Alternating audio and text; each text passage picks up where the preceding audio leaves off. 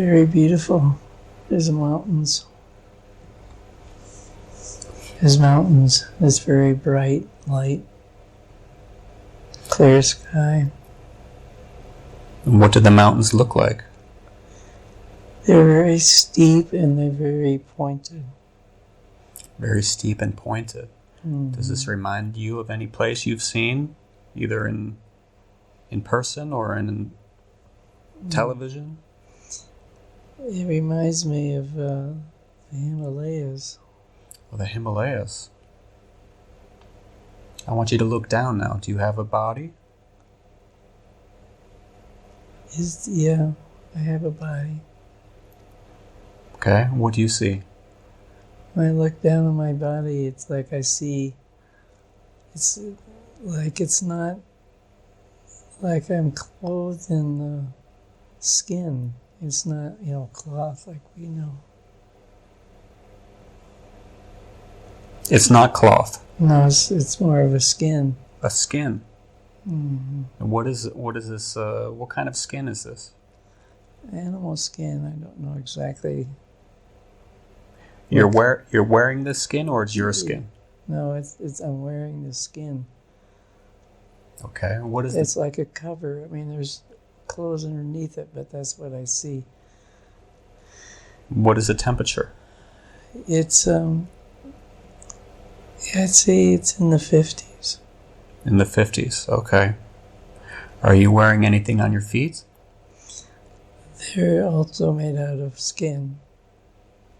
They're more like moccasins. Like moccasins. Okay. And are you wearing...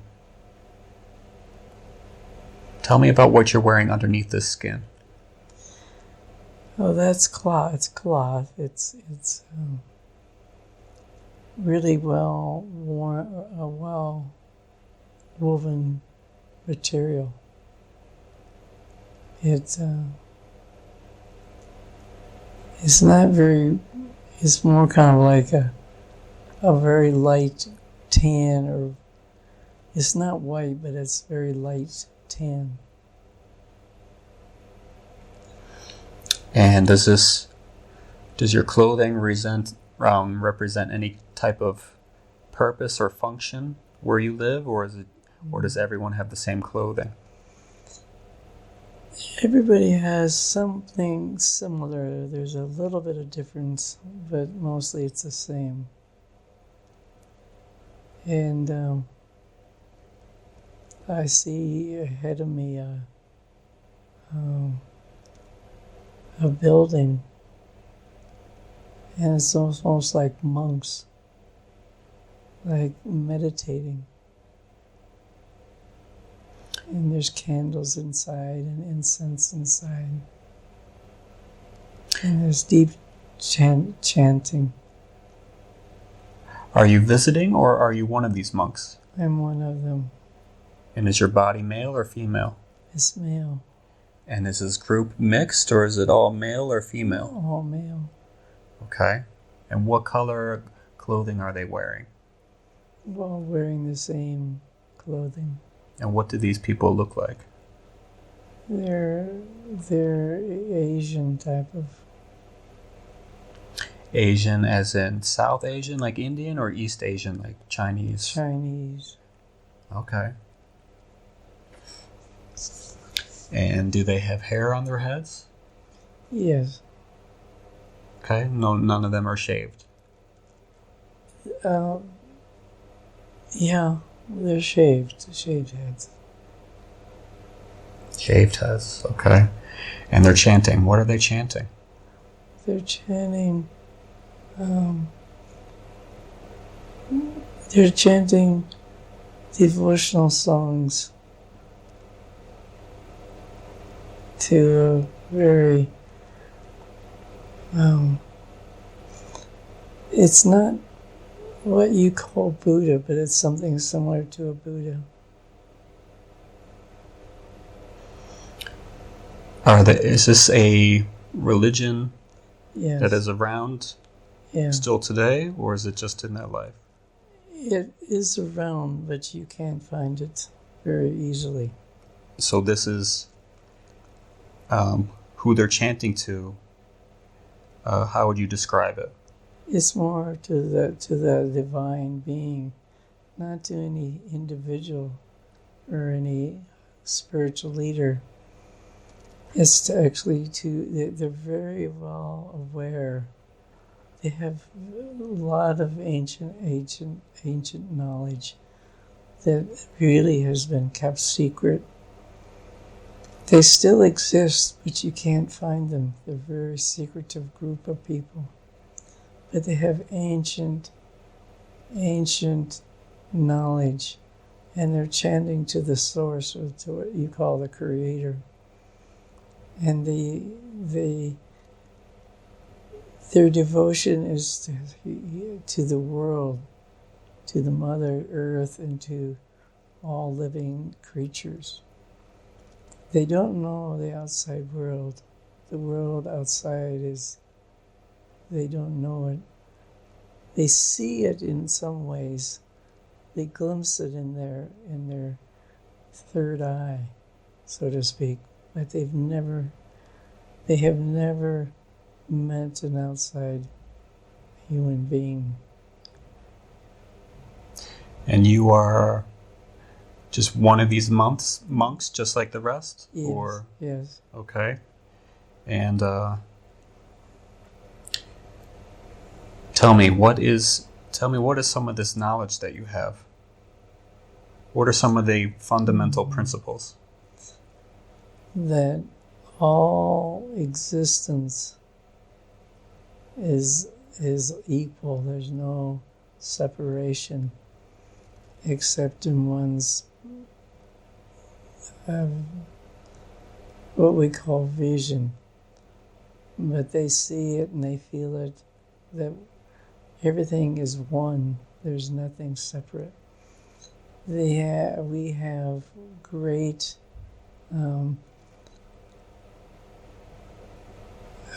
what you would call science is we wouldn't call it that, but you would call it science. But we see life different. We see that there is a different way of seeing life than through what you call science. Science is not correct. There's misunderstandings. Science is not right. So what do you have? What does your community have? If it's not science, what is it? It is an understanding of life that we can actually transform anything and everything we wish to transform. But when we transform it, we do it out of love and respect, and out of awareness of what we're creating to help all of existence. We can transform every element. If we wanted to move a mountain, we could do it. You've heard of many secrets that really are true secrets. We can build things very easily without any effort. We don't use tools as you know them. What do you use? Just our, what you would call our knowing that's what we want to create, and we just create it. We just change the structure that's before us and do something new. If we wanted to have a very warm day, we would create a very warm day. If we wanted a cloud to come over us, we would have a cloud come over us. If we wanted, animals to be here, animals would be here. We created animals that you wouldn't even understand, who can actually communicate with us and them, and we with them. And Animals are just as intelligent in our society as we are. I see. And do you have an? We don't need food. Who doesn't need food? We don't need. You don't need food. We create it out of it. We just created the nourishment within our body. We don't kill or destroy anything.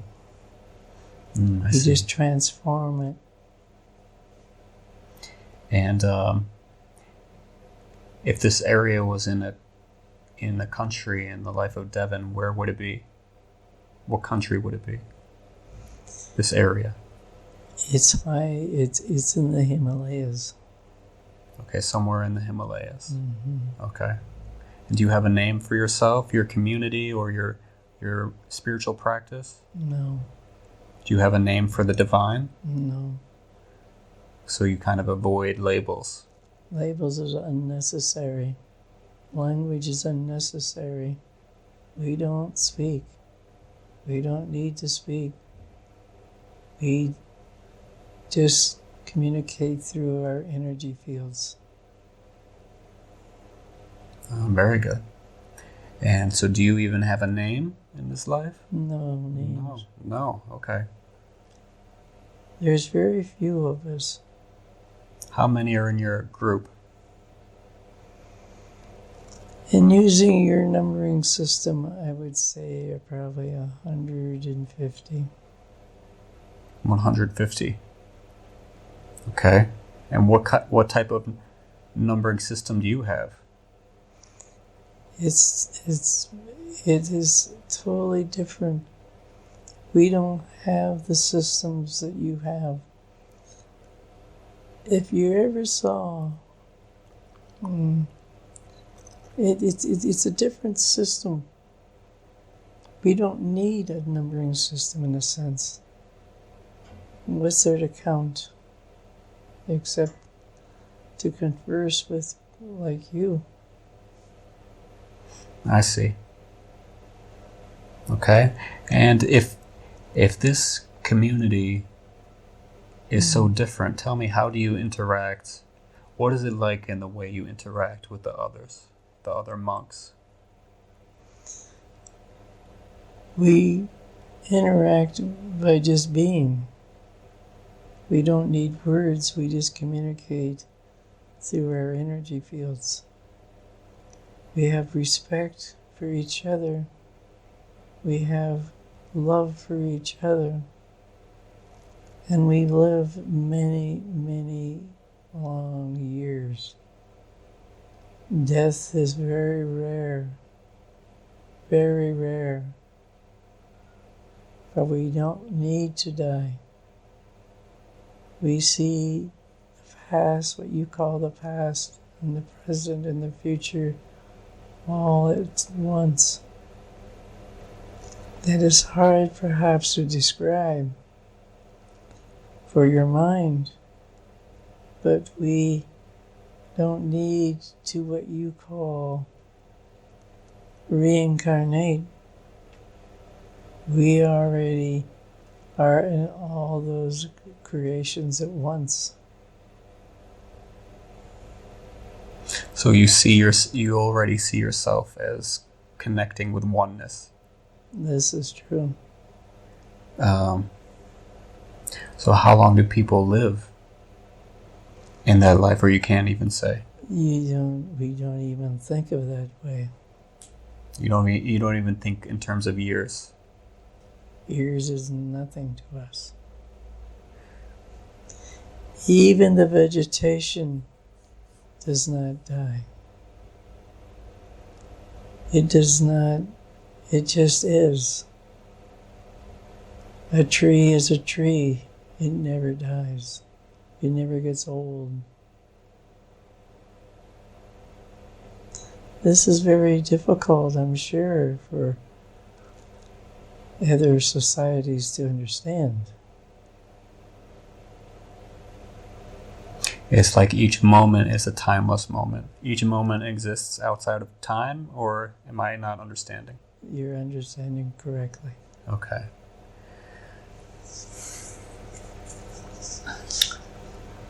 Okay, Devin, I want you to move now into the next life that is important for you to see now in this moment of your journey. I'm going to count from 3 to 1, and you'll be moving to another life. 3, 2, 1. Be there now.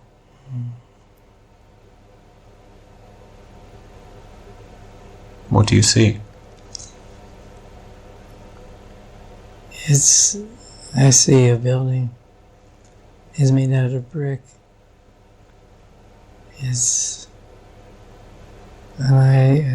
I look around, I see a sister. A sister? Who is older than I. How old is she? She's probably 16. And how old are you? Around 14.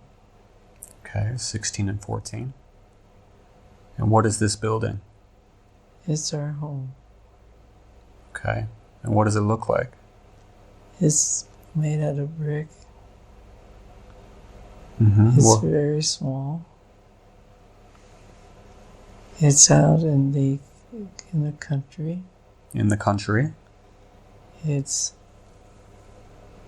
a very lovely area. There's a lot of trees, and they're very strong trees. And I see that I played in the trees, climbed the trees, and enjoyed this beautiful area. There is nothing to worry about.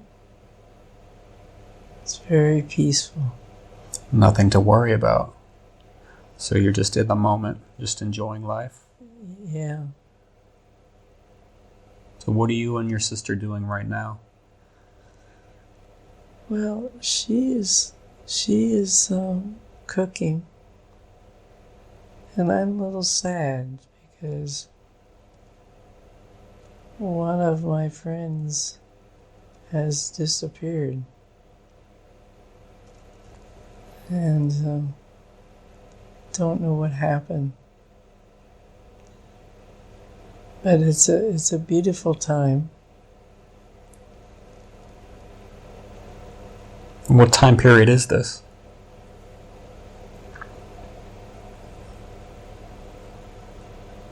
I'd say around the 16th, in the 1600s. 1600s? Mm-hmm. What do you look like? What does the area look like? What country is this? We're it's a European area. It's kind of in the middle of, like we're kind of between two countries. Which two countries? France and Germany. Oh, in between France and Germany. Yeah. Okay. We're kind of on we learn many different languages. I see. Okay. But what I see is I'm very, very intuitive. Very intuitive. And I have learned to write, but it's been difficult to write for me. But I write about my visions. What is difficult? Writing. Why is it difficult? I have a hard time spelling. Mm. And are you dyslexic in this life? You would say that, yes. And why did you plan a life where you are dyslexic? It was important for me to not be so caught up in the mental process.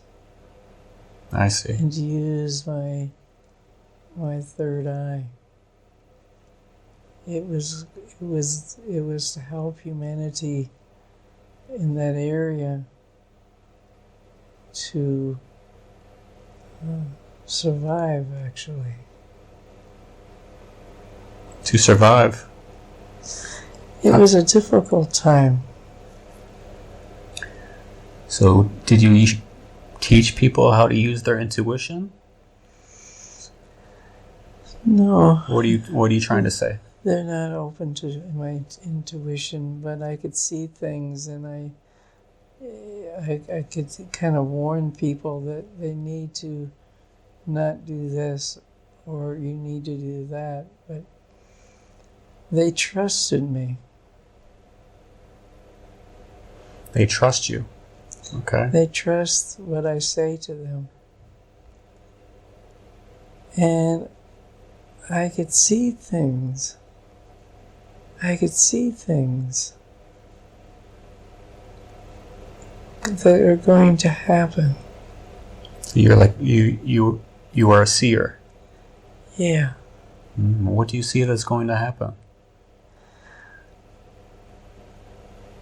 There's this lack of food, and people need to start gathering to be, preparing for the lack of food, and there was friction in the community, not in the community, but in that area of the world, and there was another group of beings who wanted to overtake us. What type of beings? People from another area of the country. Okay. So when you would give your warnings, people listen to you? Some of them? Some of them. It was very scary, but it surprised me because the more time went on, the more they listened to me. And why was this? Because they saw that some of your predictions came true, or how? Yeah, this is true. Most of them, or all of them, and how many? How much? Quite a bit of them. Mm-hmm. And these were important predictions, like predicting famine. What else did you predict? That there's a group of people that wanted to take our food and rape the women. And rape the women. Okay. So like pillagers. Yeah. And you see that they're coming in advance. Yeah. And did people prepare? Oh yeah. So what happens when they come? These invaders. Well, because of our ability to prepare for them and knowing they were coming, there was many different ways people dealt with it. Some people hid, and some people put traps out.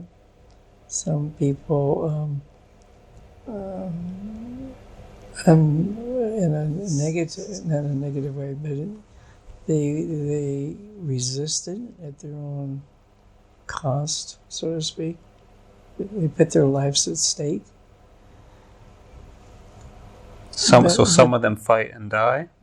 Yes. Do some of them fight and survive? Oh, yeah. More of which one? More survived. More survived. We knew how to trick. We knew how to trick.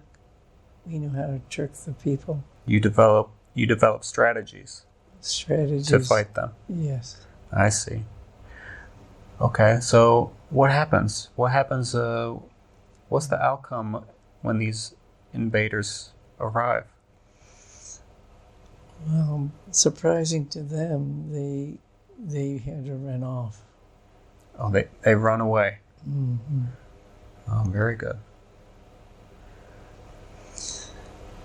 What is interesting about the whole thing is that my mother knew that something was going to be different about me because I acted so, in her eyes, strange. She couldn't understand why I would say things I said and understood things differently than she.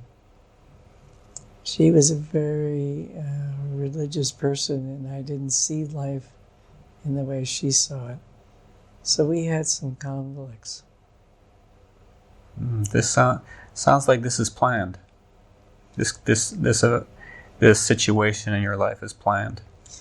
Yeah, and yes, and because of that, I had to become strong.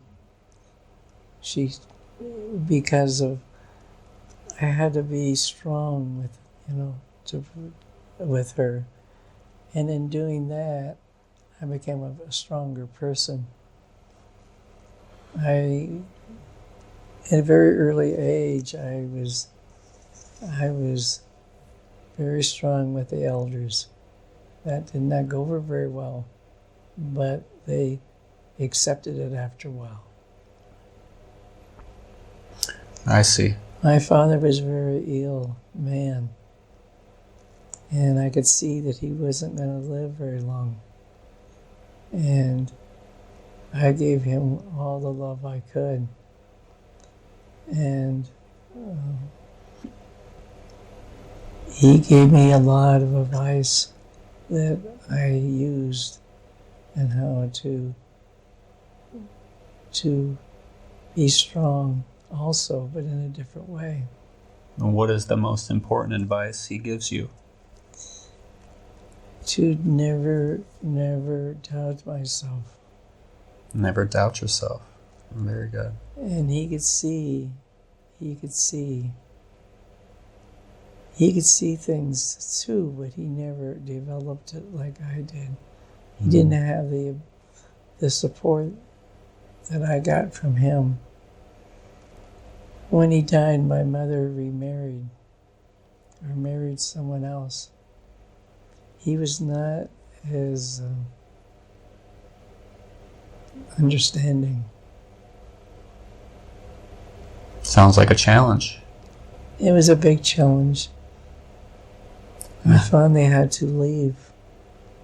You leave the home at what age?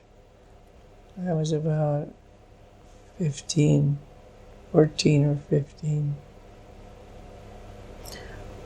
So this is right after your friend disappears? About that time. I see. So where do you go?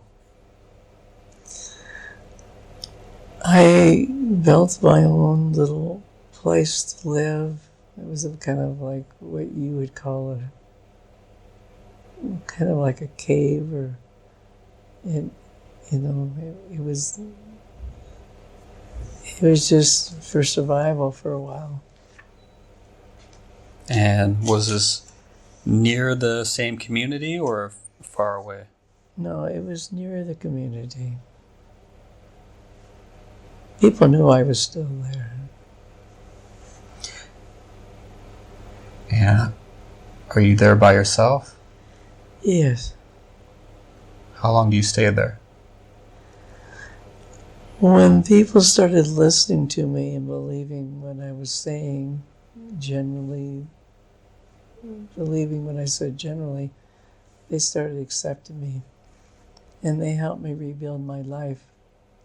And I became a woodworking person. What type of skills do you have? I help build homes. You build homes. I see. Furniture. But I also worked with, creating houses out of stone. Like a stonemason? Yeah. I see. And I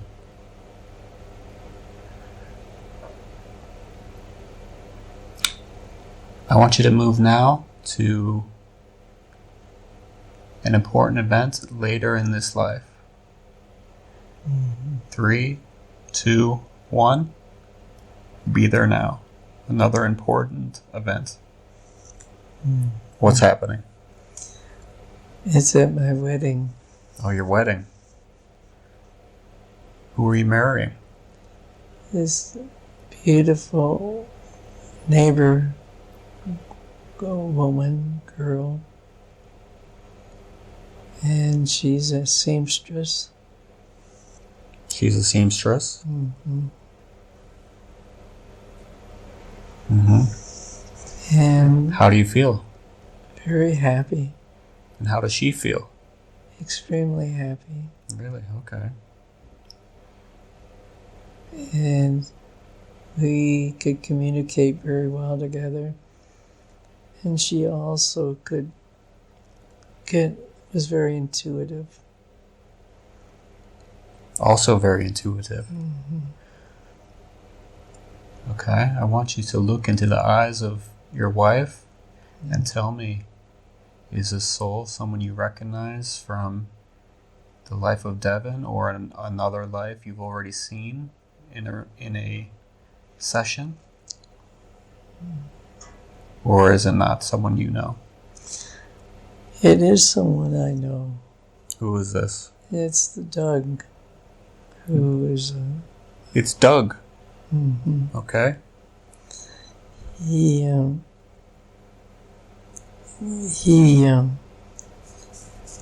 is him. That's how we could communicate in this life in an intuitive way, because we had developed it back then. Very good. And in this lifetime, he was to help me. It's reverse. This time, he helped me develop that intuitiveness. From, uncovering it so I could see.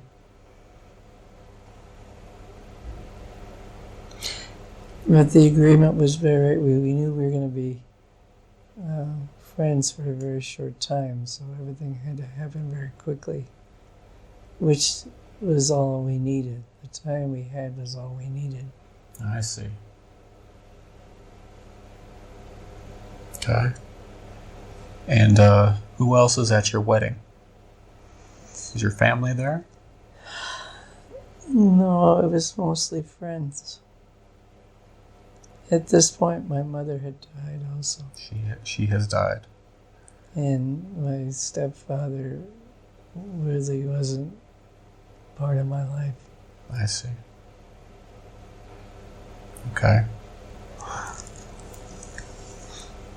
I'm going to count from 3 to 1, and I want you to move to another important event in this life of the European.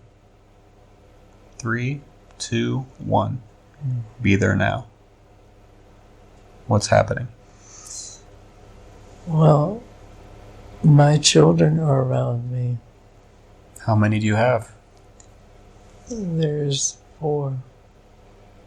4. And how is your relationship with these children? Very good. How old are you? At this point, I was in my late 20s or early 30s. Oh, I see. Tell me about your family life. I am not well.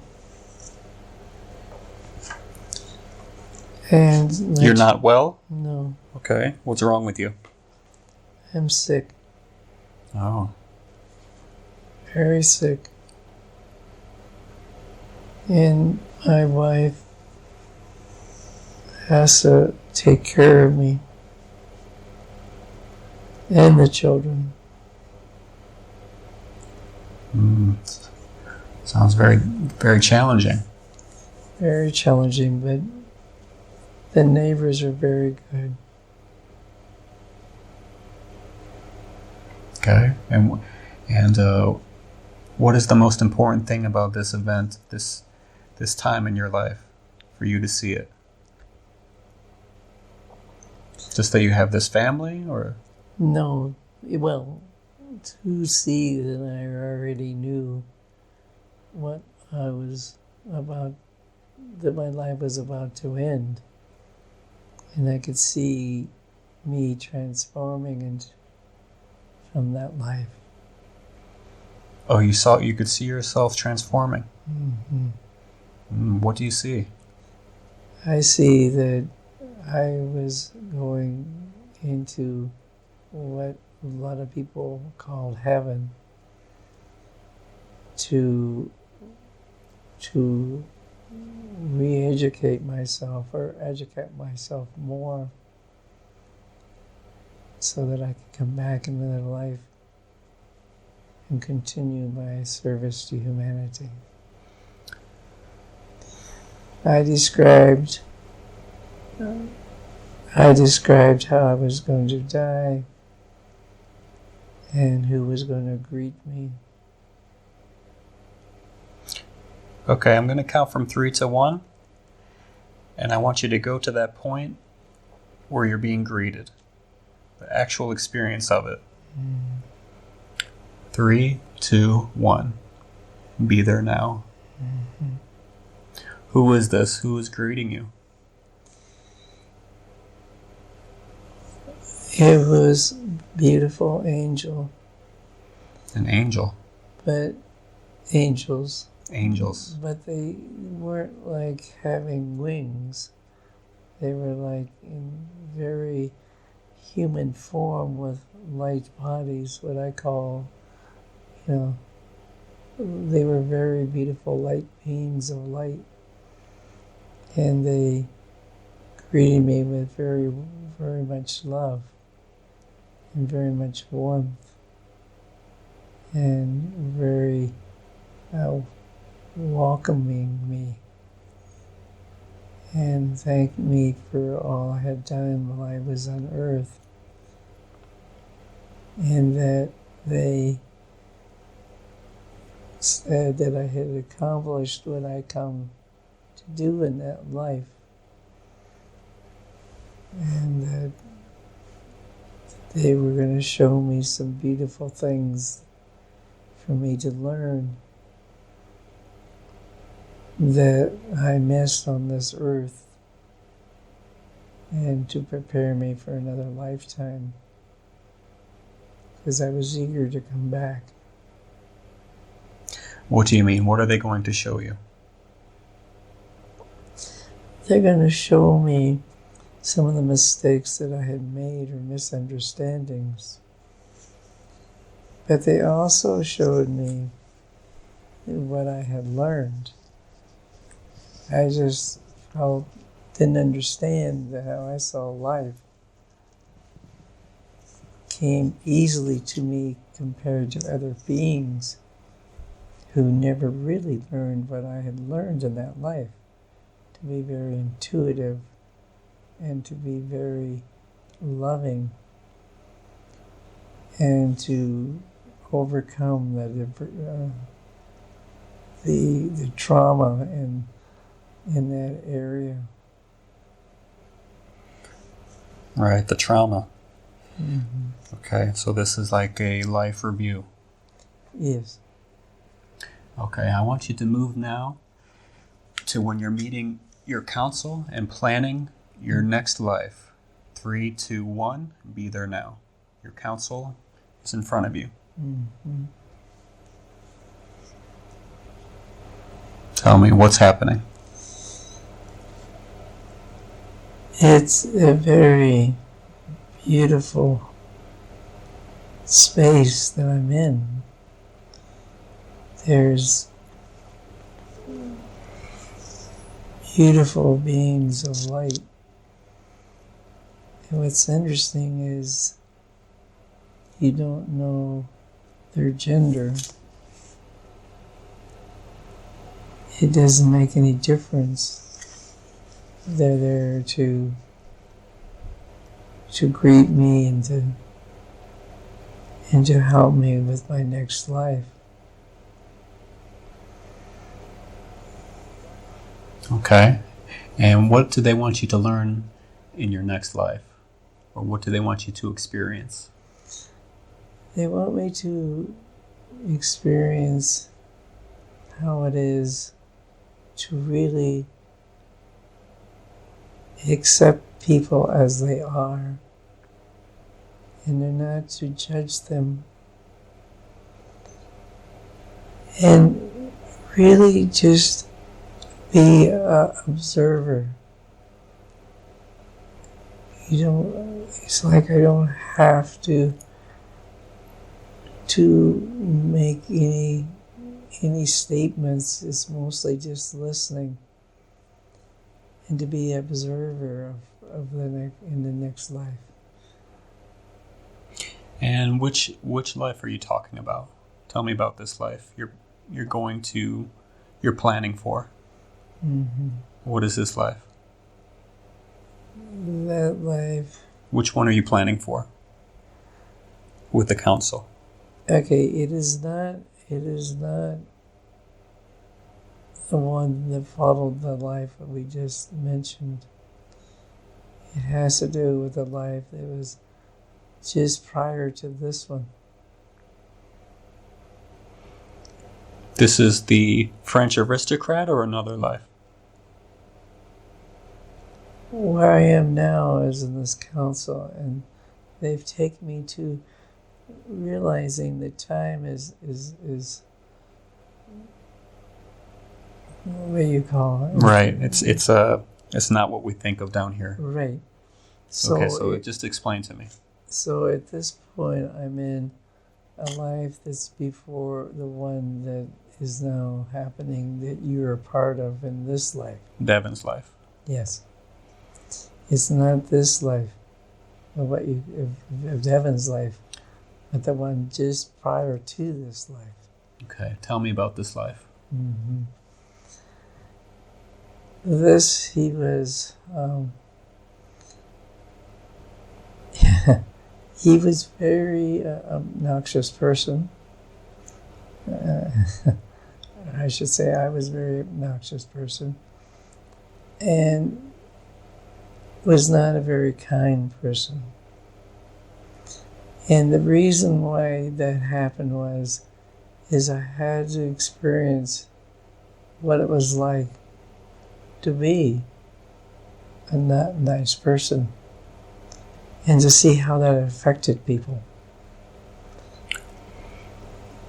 So I had my own intuition this week that the human body is a vehicle for the soul. And the personality, to some extent, I don't know how much, maybe 50%, maybe 90%, maybe 10%, the personality is also a vehicle for the soul. And it sounds like this is what you're talking about with this life as a jerk. How did you go from being such an advanced type of soul to having this life as an obnoxious, not so nice person? How do you arrange this to happen? It wasn't so much how you arrange it as the question is, why would you create this? It was to see how negative people, how they affected the world. You can read about it and you can see it, but to have the experience is something totally different. So, to be a very rich person, which I was very rich, but I abused it. I abused the people around me, and I could see how it had affected them. But I didn't let what I saw change that behavior of being nice and saying, or be regretful. I had to play, it was a role I played. We are playing a role. Every life is a role, a way of experiencing. When you see actors in a play and they're playing a part, and you see famous actors, they can be actor or actresses, whatever you want to call them, you see them playing a nice person in one role and another, they could be a villain in the next. Villain. That's how we are. We play all these different parts. That's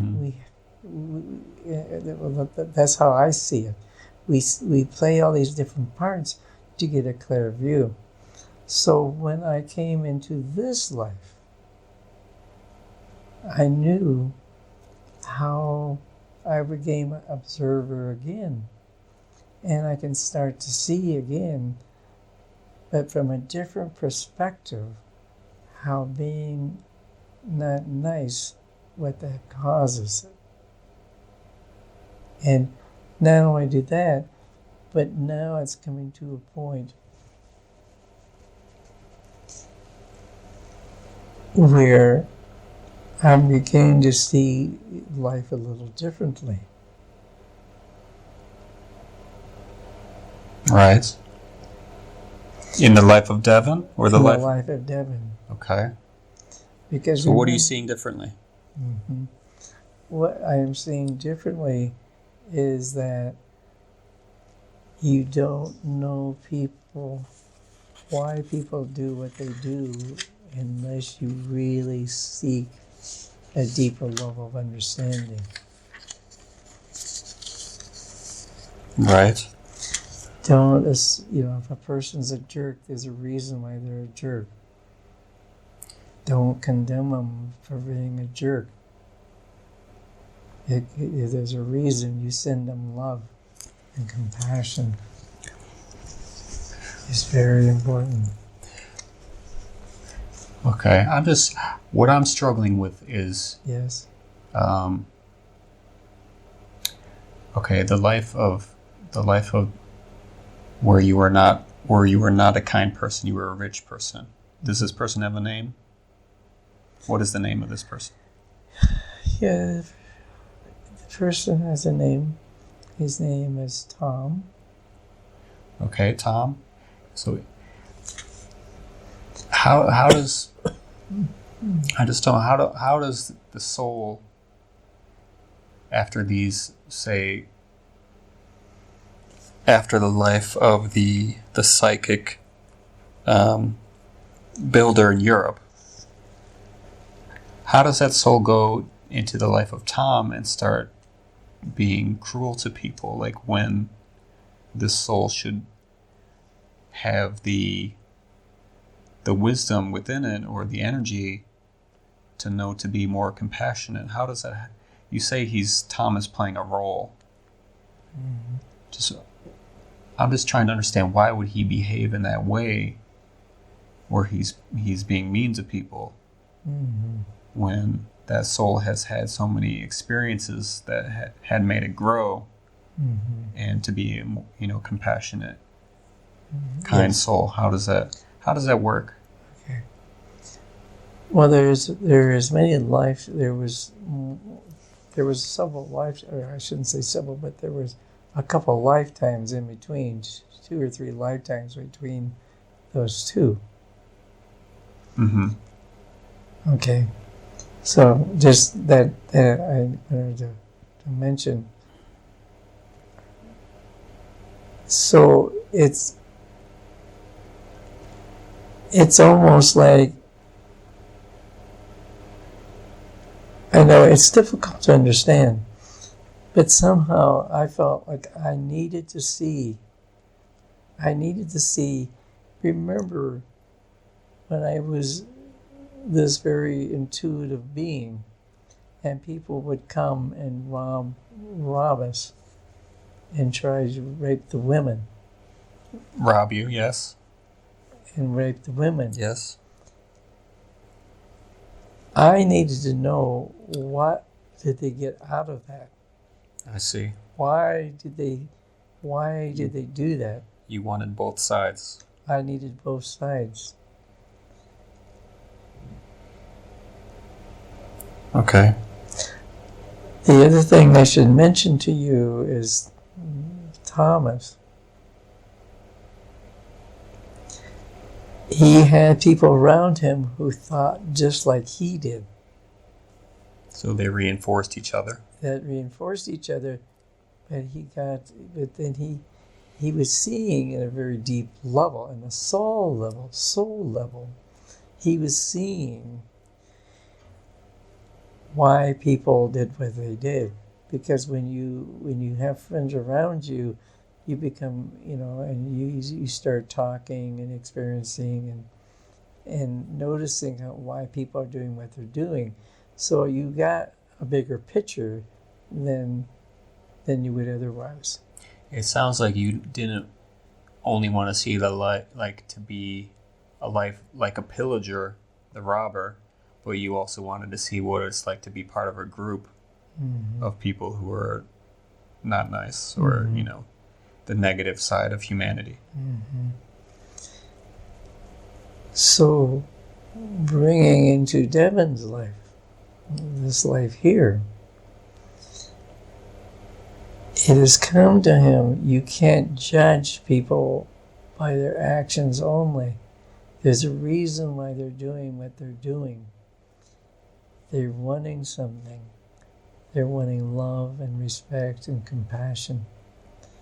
But they never had received it. They never received what they wanted. And so they started doing things in what you may call weird ways to get it. Not knowing that it actually is the opposite. They were doing the opposite of what they wanted to create. Oh, I see. So in this lifetime, what Devin is learning is to say you can't judge people by their actions. Not that you condone it, but you got to start to see that there, with compassion, that is how things can change.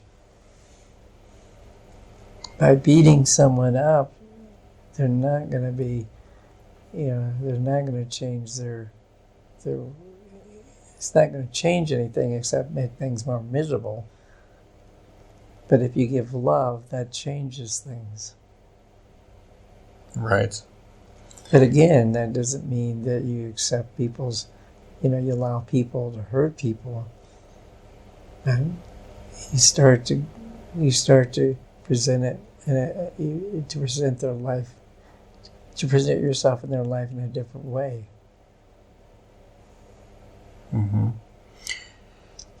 Tell me, what was the childhood like for Thomas, the rich man, and what was his life like as a young person that led to that kind of life?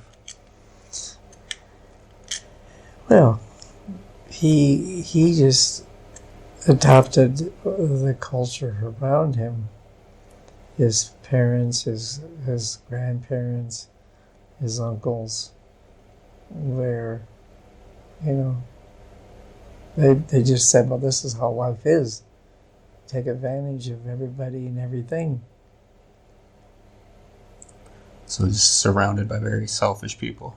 Yeah, very, very, because their actions actually was out of anger. Anger. And where did the anger come from? And not feeling loved. Nobody even understood love. It's just a group of people who could not express the love to each other. They didn't know what love was. They didn't know. Okay, I see. It was all out of fear. You do things out of fear. Like hoarding money. Hoarding money. You take you take advantage of somebody before they take advantage of you. Right. It's just like and that's how it was. So I want you to go back now. Let's go back. I'm going to count from 3 to 1, and let's go back to your council. 3, 2, 1. Be there now. And tell me, was this life as Thomas successful? Did Devin did the soul of Devin get out of it what he needed to get out of it? Yes. Okay. And he did not live very long. how long did he live?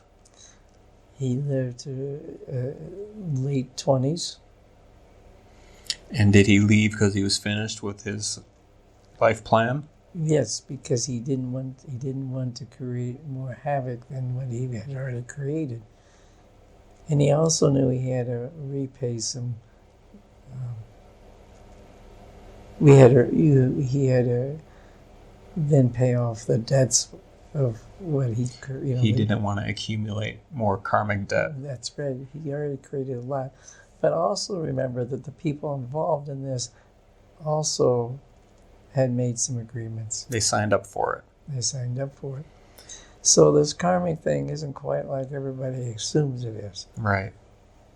It's an agreement. It's an agreement. Uh-huh. Okay, and tell me what before. Go ahead. So before Thomas, then when he came back, he had to do a lot of forgiving of himself. Mm-hmm. He had to, because he saw what he saw. I mean, he saw what he did when he left that life, and he felt very bad about it. So he had a lot of there's a lot of work that had to go into, overcoming that time of period, that particular lifetime. Now, when we have a life with so much darkness, Mm-hmm. isn't that a gift in a way? What does it feel like when you come back to spirit and you see so much love? Is the love just that much more intense? Can you talk about that? It is more intense because when you come back, I mean, you come back, there was still that energy of that lifetime. So when you come, which was, you had people there that was like you, that great, out of fear, and then you come to, you leave your body and you come to where there's not fear but love. That's a shock, You're in shock, and it's like,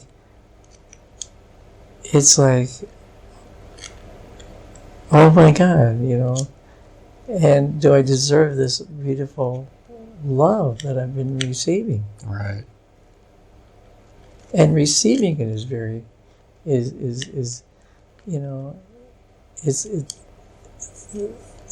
what was beautiful about this was the fact that you saw, because of such a contrast, that coming back to Earth again, you wanted to help people to live to experience that in their forms, and not have to go to transform into what we call heaven, or whatever you want to call it. We want to bring heaven to Earth. We want to bring that love that's in the heavens to Earth. I see. Anything else you want to say about the life of Thomas? No. Okay, so now I want you to face your council, Mm-hmm. and tell me what did you plan? Tell me about your plans for the life of Devin. What do they have? What do they have to say about that? Mm-hmm.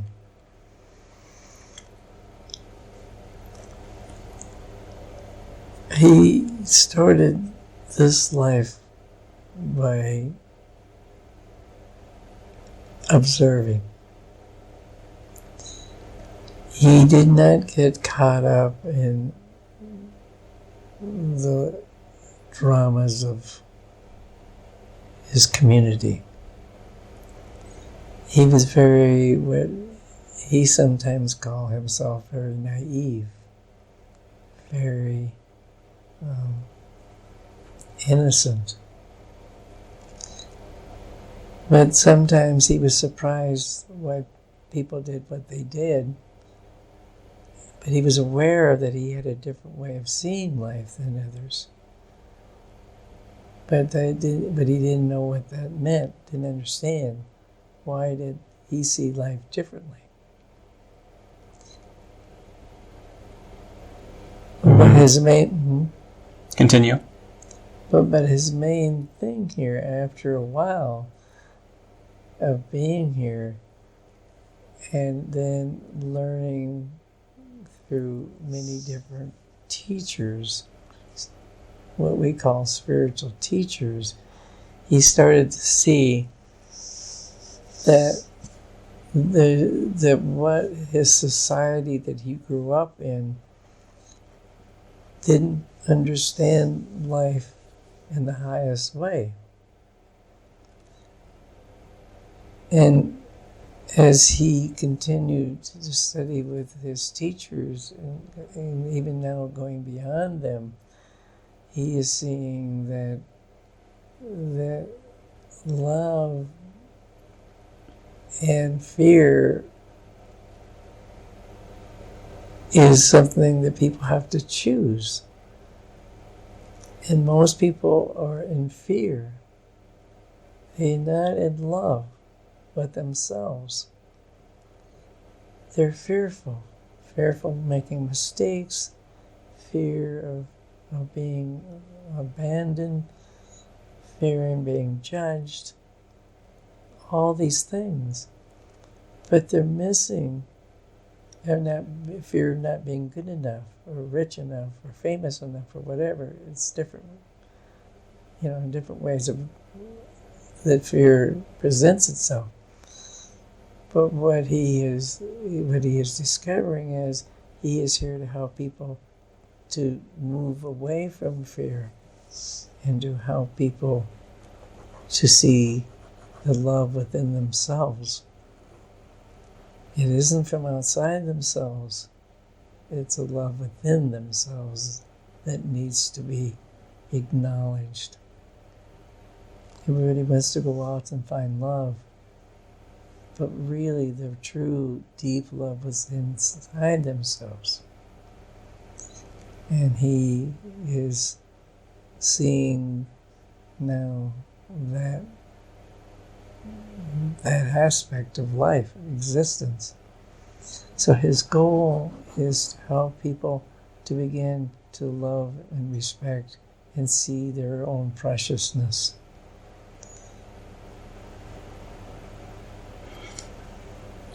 Okay. And how can Devin best do this? The main thing that this life up to this point has been is to just observe and be aware and to release a lot of his negative karma, his misunderstandings, and his conditioning. When he moved to Boulder, he saw that there was many things that of his conditioning that really isn't serving him. And so he now has gone to a certain level of that, still more to happen. But in that, now he can start helping others to release their conditioning. And being doing the sessions he has been doing has helped others as well as himself. And that will continue. But in the future, there will be some other things being presented to him that will help him be more available to help humanity at a deeper level. It hasn't happened yet, but his writings will help. His getting out into the world will help. And he's on the verge of doing that. And once he gets into the world more and people see the gifts that he has to give, because he always has said recently that all the blessings he had received from the different masters and different beings of understanding, that those aren't just for him to hold on to, but to share. That's what he learned once when he was with Jesus.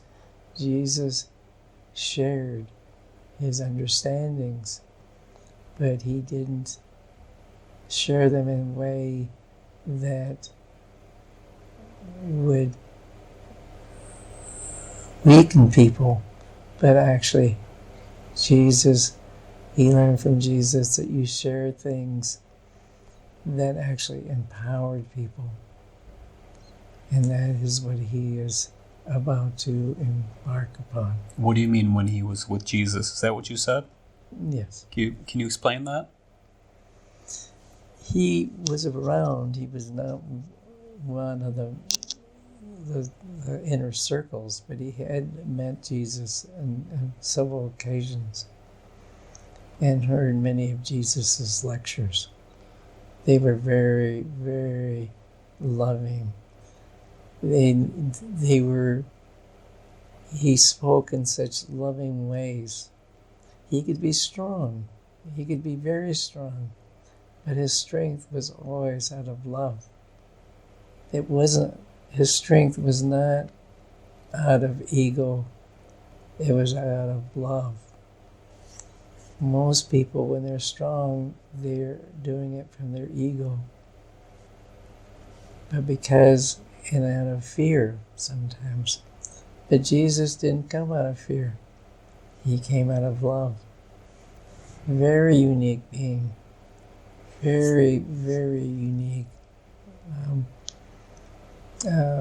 High soul. How would you describe the personality of Jesus when you interacted with him in that life? He was very balanced, calm, very observant, aware, intuitive, beyond intuitive, actually. What does that mean? He was what you may call empathic. I'm not saying the word quite right. Empathic? Mm-hmm. His level of consciousness was, as we know, was his level of enlightenment was very high. So he knew how he could see things. He could see past, present, future, and he saw life not as dealing with forms, but with energy. He didn't see people as forms. He saw people as loving energy. That's a whole other subject. Loving energy, okay. Mm-hmm. And so what was, tell me, what was Devin doing in that life? He was working with sheep. He was a sheep herder. A shepherd, okay. Mm-hmm. And how many times did he interact with Jesus or go to see a talk? Mm-hmm. I was... Many times or just a few? It was a few. It was a few. Okay. And what were these interactions like with Jesus? Well, most of the time they were very distant. They weren't very, one-to-one, although that did happen a couple times. And the information given in those 2 times were very powerful. It redirected the energy, and it was also relieved some karma. And also at one point he saw his existence as a being of light, and he saw a few of his lifetimes that he was going to happen that hadn't happened yet. So he had glimpses of the future. But I'm sorry, you did or Jesus did? He did. I did. Okay. But what's interesting is that the interaction was like, it's indescribable. Because usually there was no fear being around Jesus. He created a sense of no fear? Yes. Okay. So what was it like for the group to hear him talk? What was that like? It was mixed. Some people understood it. Some people did not like it. Before we talked about the Gospel of Thomas, and a lot of those messages were very kind of cryptic and mysterious and difficult to understand. Was that the way Jesus talked, or was he more direct, or was it a mix? He depended upon the situation he was in. But a lot of what he said was never really repeated accurately. There was no tape recorders. There was no, word, but where you could go back and listen. When somebody hears a message and it's a little out of their understanding or their experience, their minds start to try to figure it out. And then when they repeat it to someone else, it really is quite different. So what did he talk about? Well, it depends upon the situation. Well, tell me about one of the best memories when you heard him talk, or the most powerful. Well, the talk that I think was kind of interesting that kind of shocked me was that it was not one of the it may sound like I'm contradicting myself. He was kind and loving, but he was very forceful. He spoke with a lot of authority. Is that what you're saying? I wouldn't say authority, but he said conviction. Okay. Sorry to put words in your mouth. Well, I'm glad you said the conviction, because that was more, well, it's good because you got to see two words and the meaning between, how different they are. I see. Okay. So it was very, and people sat up and really listened to the conversation, because somebody was trying to challenge him, but Jesus was so what's the word I want to use? He was so skillful that he, in a very strong way, that he helped the person that was confronting him to really see what the fallacy of that argument was that he was presenting. The man saw what Jesus just did, but his ego was so upset that he couldn't, in front of people, accept it. Now, what he did afterwards is a whole other story, but while he was with Jesus, he got the point. It was a beautiful point Jesus made, but his ego couldn't, it was too much for his ego. So what were some of the themes that Jesus would talk about, maybe one or two? Well, it was interesting, because what he would do, one time it was a stormy day, and Jesus took that opportunity and say, there is stormy things in your life. There's storms in your life. There's uncomfortable in your life. Mm-hmm. But just be aware that the storm isn't going to be here forever. So even though you're having a very unhappy day today, doesn't mean that that's going to be for the rest of your life. So he uses metaphors like that. He would take nature, he would take people's experiences, and he would use it in a very uplifting way. In the Gospels, you get a sense that he's very good at improvising, using analogies from what's going on around him and what he sees. Yes, Okay. that's exactly what he was doing. And he also, because he was a Jewish rabbi in a sense, they did storytelling. That's how they, that was their way of expressing. That was their creative outlet.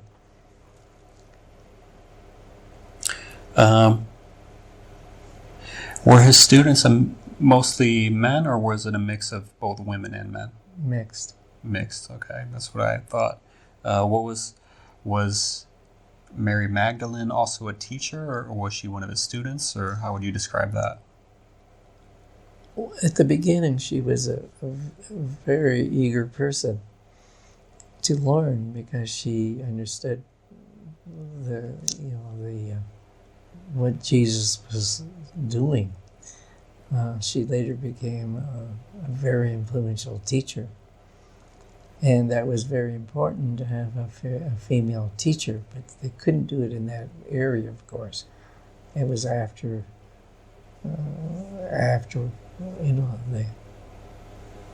Jesus left that area. Oh, so they were both teachers. Yes. Okay. And what was She was a mother, but she also was a teacher. right? And they had people around them. Their children was very evolved as well. But they had and very loving, and they were very, very innocent children in a sense. In other words, they were very evolved, but they were very innocent, like children are, but they never outgrew that innocence. I see. Mm-hmm. And what was when Jesus and Mary Magdalene were teachers, or if he was a teacher first, what was his lifestyle like? Was he traveling with a group, or how much did he move around? What was it like? He moved around quite a bit. It wasn't like you hear that, there was an assumption that he was around his disciples all the time, and that wasn't true. He there may be one or two traveling with him here and there at one point, but they didn't meet as far as a group that often. But he understood them. He understood each disciple, and each disciple had an element, a certain texture. And when you add all the textures together, you had quite a thing going on. I don't know how to describe it. Okay. Thank you for that. When Devin was the shepherd, and you said he met 2 times one-on-one with Jesus, what did he learn, and what happened? Okay.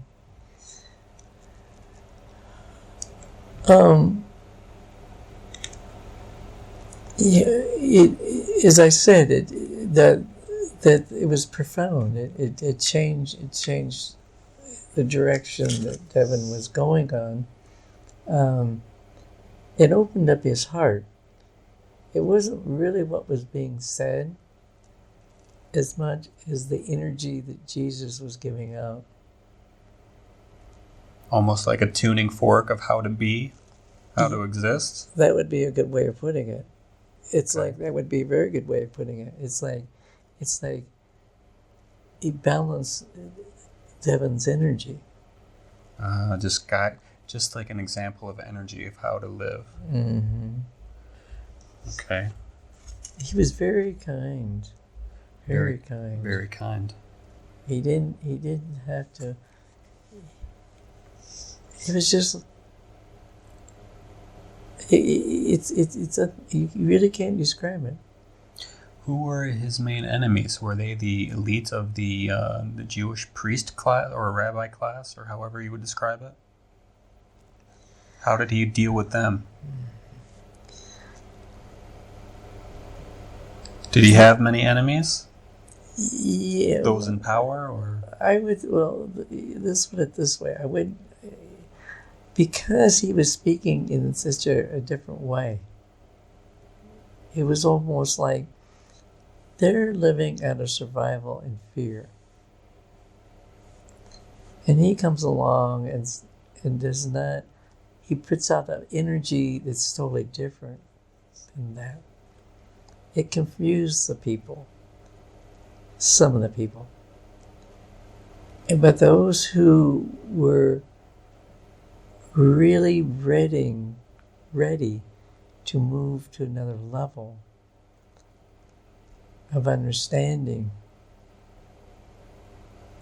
and break away from what they had been experiencing in their life up to that point, they were open to Jesus because they saw that there was hope. He gave them hope. And some people, he gave them fear. Well, he didn't give them fear, but the people were very fearful. did some of the fearful people organize against him? Yeah. And how did he deal with that? Very compassionate. Very compassionate. He knew that he understood where they were coming from. And because of his ability to sense, he knew when to move on. He knew not to stay in areas that wouldn't helpful. Why would he use his energy to speak to people who didn't want to hear him? So he would move on. I see. So he had a sense of when trouble was brewing, if there was trouble. Yeah. Okay. He wasn't there to argue with people. He wasn't there to disrupt. He wasn't there to fight with people. He didn't want to argue with people. That was not. He would have discussions, but if it became argument, he knew that the person wasn't ready to hear him, and that just diverted the conversation away from something that would be helpful for others. I would imagine when someone argued with him, he would, as skillfully as possible, try to turn them around and open them up to something more positive. Mm-hmm. Is that what happened, or if he could, but there's times where he just, if it depends on who was there and how many people, and he sensed what he could do and what he couldn't do. I just have two more questions. Can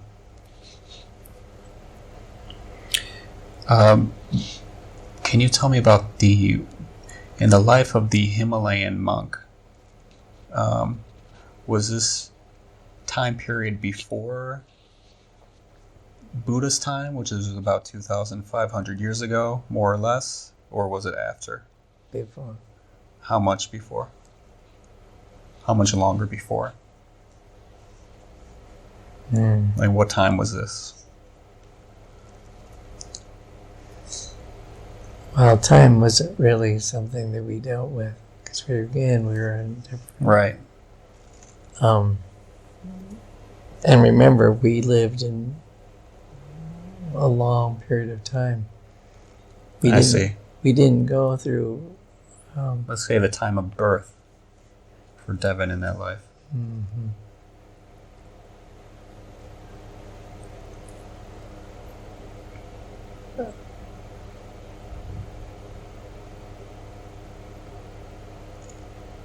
How many thousands of years ago? Yeah, you have to say thousands. It could be 6,000 years earlier. 6,000 years ago? Mm-hmm. Okay. And why did you show Devin that life first? It was important that Devin saw that life because he understood, because in that lifetime he understood that there's no time. The form is just what you could say is illusion. They could move things, they could change things, like they didn't eat anything. It was all beautiful. And everything, they didn't eat anything, so they didn't have to destroy animals, they didn't destroy, this or that, and they didn't have to, they just took energy and reformed it. But they always was very, very aware of what they were doing and how it affected anything that was being changed. And the reason why we showed that first is to show that for him not to get trapped in the idea that things are so fixed, that things are so solid, that things are so definite. It all can change. There's that ability to change. But the change comes out of love and compassion and respect, out of existence. You honor existence. You respect existence. So we showed him that to show that he's living an unlimited life. But that is not how life can be. It can be even bigger, more fluid. I see. Devin. And he will start to see people differently because of this. Because he saw that glimpse of that lifetime. He will start to see people, things, energy, everything different. It was very important he saw that. Anything else you want to say about that life? No. It seems like Devin has planned to have some periods of loneliness in this life. Mm-hmm. Why was this planned? Mm-hmm. To go inside, to go within. One of the major lessons that he is here to learn in this life is to love himself, as he teaches other people, or as he shares with other people, to help them love themselves. He's actually talking to his own self. That everything he needs is in himself. It's not out of himself. Everything is in himself. Right. Thank you for this message. Do you have anything else you would like to tell Devin today?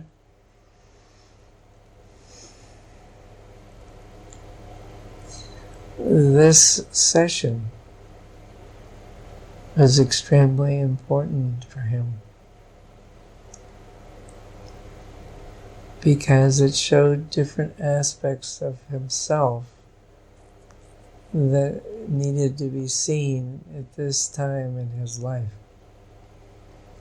It may not be understood totally, the importance, but it will come clearer as time goes on.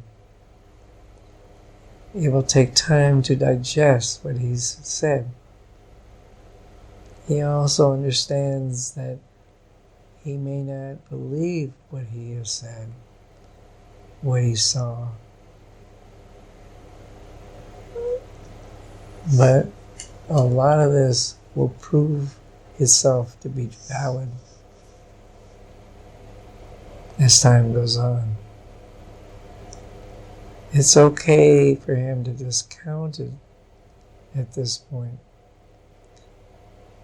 But ultimately, whether he does or doesn't discount it, he has changed, his energy has changed because of this talk that he has experienced this evening. This is not a limited, simple show. This is a very deep experience that he experienced. It's more than what his mind understands at this point, but his soul is extremely grateful to have this time to share, to hear, and to be. So we thank all those involved in this session, and we thank you, Grant, for allowing this space for this to happen. Thank you, thank you, thank you. You're welcome. So what should I personally say to Devin if he says something where he's doubting himself or doubting these messages? What should I say to him? Well, the first thing that comes is just to laugh. And just say, Devin, just trust. Just sit with it and see what happens. Very good. Are we complete today? We are complete.